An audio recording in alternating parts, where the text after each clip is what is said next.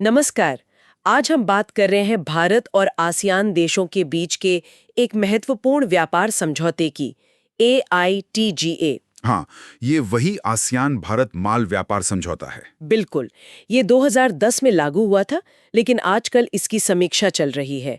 तो आज हम इसी पर गौर करेंगे। कि ये समीक्षा हो क्यों रही है ना? हाँ, और इसमें क्या मुद्दे उठ रहे हैं, क्या पेच हैं और अभी तक क्या प्रगति हुई है। हमारे पास कुछ न्यूज़ रिपोर्ट्स, सरकारी बयान और ट्रेड एनालिसिस भी हैं। हम्म। तो सबसे बड़ा सवाल तो यही उठता है कि ये समझौता हुआ तो था व्यापार बढ़ाने के लिए, फिर एक दशक बाद ऐसी क्या जरूरत आन पड़ी कि इसे फिर से खोलना पड़ रहा है। सही सवाल है। और इसमें जो एक बात सबसे ज्यादा ध्यान खींचती है, वो है भारत का आसियान के साथ बढ़ता व्यापार घाटा। हाँ, वो आंकड़ा तो काफी चौंकाने वाला है। बिल्कुल, 2010-11 में ये करीब $5 बिलियन था और अब मतलब 2023-24 तक ये $38 बिलियन से भी ज्यादा हो गया है। बहुत बड़ा उछाल है। इतना बड़ा उछाल, इसके पीछे क्या कारण है? क्या सिर्फ यही वजह है समीक्षा की? देखिए, ये घाटे का आंकड़ा वाकई में बहुत बड़ा है और ये समीक्षा की एक मुख्य वजह जरूर है। लेकिन बात सिर्फ इतनी ही नहीं है। अच्छा। भारत का मानना है, और कई विश्लेषक भी ये कहते हैं, कि इस समझौते के मौजूदा स्वरूप में, मतलब उसकी बनावट में, कुछ संरचनात्मक दिक्कतें हैं। संरचनात्मक दिक्कतें जैसे कि? हाँ, ऐसी दिक्कतें जिनका असर सीधे सीधे भारत के घरेलू उद्योगों पर पड़ रहा है। उनकी प्रतिस्पर्धा क्षमता कम हो रही है। ओके, किस तरह की दिक्कतें हैं ये? जैसे एक बहुत चर्चित मुद्दा है उल्टा शुल्क ढांचा, मतलब इन्वर्टेड ड्यूटी स्ट्रक्चर। उल्टा शुल्क ढांचा, ये क्या होता है?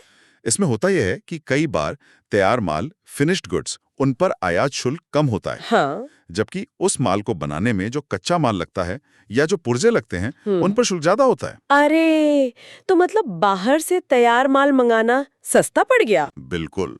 और नतीजा ये होता है कि देश में जो निर्माताएं हैं, उनके लिए उत्पादन महंगा हो जाता है, उन्हें नुकसान होता है। ये तो वाकई गंभीर समस्या लगती है। हाँ है। और दूसरी चिंता है शुल्क असंतुलन को लेकर, टैरिफ एसिमेट्री जिसे कहते हैं। अच्छा, इसमें क्या है? इसमें बात यह है कि आसियान देशों ने अपनी ज्यादातर वस्तुओं पर करीब करीब 74% आइटम्स पर टैरिफ हटा दिया है भारत के लिए। हम्म जबकि भारत ने जो रियायतें दी हैं वो उतनी ज्यादा नहीं है। तो भारत चाहता है कि इसमें थोड़ा संतुलन आए। यानी एक लेवल प्लेइंग फील्ड बने, ऐसा कुछ? हाँ, कुछ वैसा ही। और एक तीसरा अहम मुद्दा भी है जिस पर भारत जोर दे रहा है। वो क्या है? वो है उत्पत्ति के नियम, यानी रूल्स ऑफ ओरिजिन या आरओओ। Rules of origin. हाँ, सुना है इसके बारे में। ये क्या तय करते हैं? ये नियम तय करते हैं कि कोई भी उत्पाद असल में किस देश का माना जाएगा, मतलब मेड इन कहाँ का है। ठीक है। भारत चाहता है कि नियमों को और सख्त बनाया जाए। शायद हर प्रोडक्ट के हिसाब से उसमें कितनी वैल्यू एडिशन हुई है उस देश में, उसकी शर्त लगाकर। अच्छा, पर क्यों सख्ती क्यों चाहिए इसमें? मकसद ये है कि कोई तीसरा देश जो इस समझौते का हिस्सा नहीं है, वो आसियान देशों के रास्ते अपना माल भारत ना भेज दे, समझौते का गलत फायदा ना उठा ले। ओ, मतलब रूटिंग को रोकने के लिए। हाँ, ताकि सिर्फ समझौते वाले देशों को ही फायदा मिले और भारत के घरेलू उद्योगों को भी बचाया जा सके। समझ गई। तो ये तो काफी अहम मुद्दे हैं। उल्टा शुल्क ढांचा, शुल्क असंतुलन और उत्पत्ति के नियम। ये सिर्फ टैरिफ कम ज्यादा करने का मामला नहीं है। बिल्कुल नहीं। ये समझौते की पूरी बनावट को, उसके असर को देखने की बात है, और आरओ लागू करना जटिल भी होता है। हाँ, लगता तो है। अच्छा, तो ये तो हो गई मुद्दे की बात कि भारत क्या चाहता है। लेकिन ये बदलाव लाने की जो प्रक्रिया है, जो समीक्षा चल रही है, वो कहाँ तक पहुंची है? बातचीत कब शुरू हुई थी? देखिए, समीक्षा की बात तो औपचारिक तौर पर 2019 में ही शुरू हो गई थी। अच्छा। लेकिन जो असल बातचीत है वो 2024 की शुरुआत में ही जाकर ठीक से पटरी पर आई। तो हाल ही में शुरू हुई असल बातचीत? हाँ, कहा जा सकता है।